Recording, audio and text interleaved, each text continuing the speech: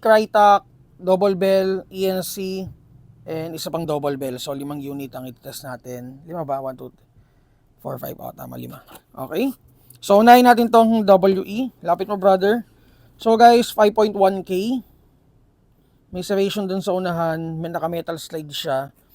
And metal lower frame. 45 ACP. Threaded yung outer barrel. Made in Taiwan. With WE marking sa grip. So guys, ito yung mga bagong dumating nating WE. And naka-mark down siya. So check nyo guys sa sa clearance folder natin.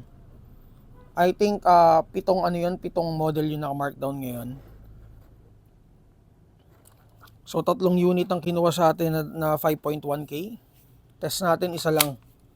Okay. Firing. Ito. 343. 337.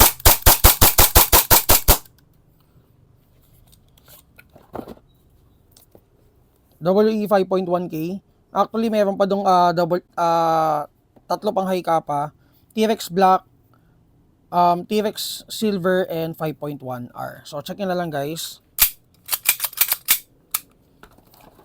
Next is the Crytac PDW.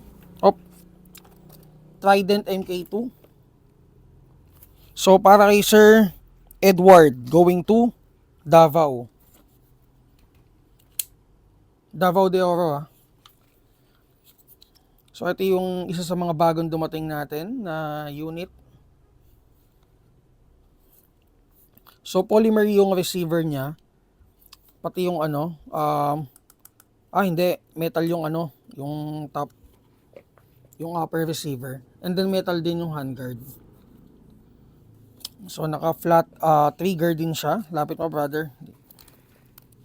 Yan, pakita mo yan. So, meron siyang engraved na Crytac markings. Same with the grip.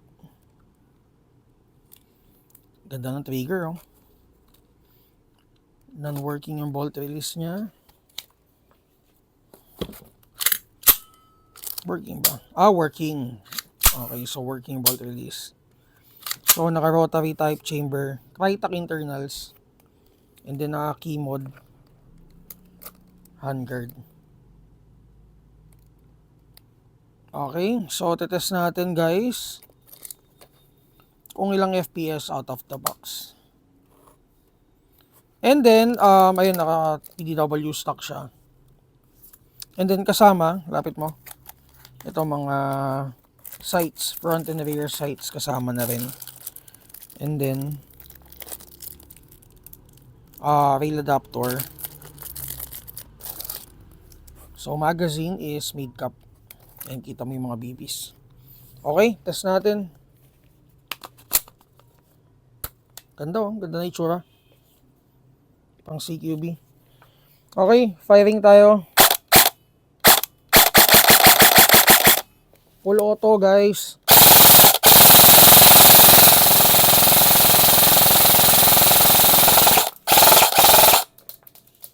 Grabe, ganda. Ganda pumutok nito. So again guys, Crytac PDW. Ang code niya is MK2 PDW TR2 PDW FDE. So dalawang kulay na meron tayo nito, FDE at saka color black. Okay, so again, shoutout kay Sir Edward. So next naman natin iti-test is the Double Bell Pit Viper 303A. So para din to kay Sir Edward. John Wick 4 with complete markings. Ang lapit mo. With TTI markings, Pit Viper markings. So may kasamang case, may kasamang nozzle, cleaning rod, continental coin, and continental card. So naka-compensator na, adjustable trigger, naka-magwell with TTI markings, naka-staple yung grip. And then yung parts nga is 90% TM spec din. Naka-enlarged magazine release din. And metal yung frame niya, tsaka yung slide. Okay, test natin. Firing.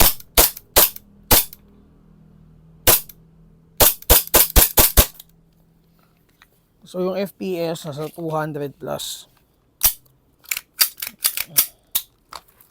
Next naman natin i-test para kay Sir Florante going to Cotabato. Ito, paborito ko to. ENC 645 na MK18 with 9 inches na front assembly, naka front and rear sights. Guys, may markings to dito ha. Tanggalin nyo na lang yung tawag dito, sticker. Ito.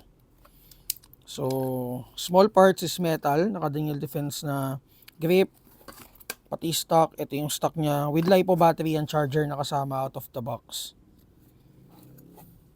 Full metal. Naka butterfly swivel and magazine capacity is around 120. So, quality check tayo. Firing. Ulo to.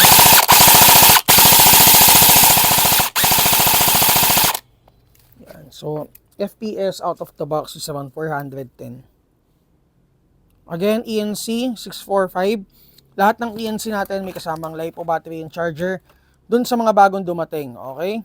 Yung mga bagong dumating lang ha. And then ito, papalala move natin. 774C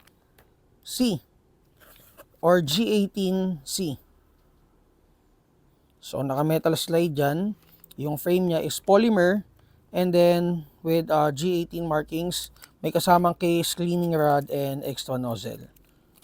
So, may full auto function din. So, magazine capacity is 30 rounds. Firing. Full auto. Okay, so ito guys, makikita nyo to sa clearance folder natin. Okay, so ayun. Kung may mga tanong kayo guys regarding units, mag-PM lang kayo sa page natin and shoutout sa mga kumuha nitong units na to. And open yung store natin today, 10